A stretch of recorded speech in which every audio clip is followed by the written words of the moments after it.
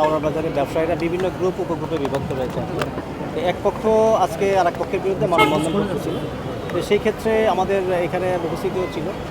এক পক্ষ অতর্কিত আক্রমণ করেছে এবং বেশ কয়েকজন তাদের মধ্যে হাতাহাতি রয়েছে এবং আমাদের পুলিশ সাথে সাথে রেসপন্স করেছে এবং আমরা শোনার সাথে সাথে এখানে এসেছি এবং এখন আইন শৃঙ্খলা পরিস্থিতি এখন আমাদের নিয়ন্ত্রণে রয়েছে। ব্যবসায়ীদের সাথে কথা হয়েছে, তাদের কাজে তারা চলে গিয়েছেন এবং আমরা তাদেরকে আশ্বস্ত করেছি যে এই ঘটনা যারা ঘটিয়েছে, যেই ঘটে না কেন, আমরা তাদের বিরুদ্ধে সর্বোচ্চ আইনগত ব্যবস্থা করব।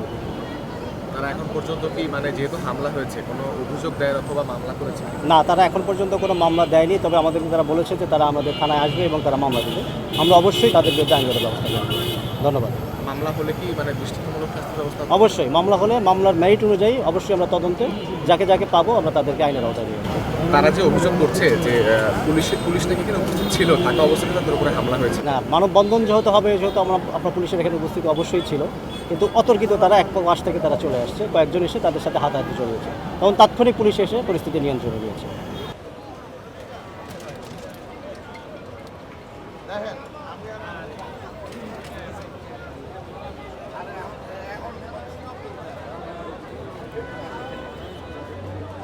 রাস্তা বন্ধ করে ফটো সেশন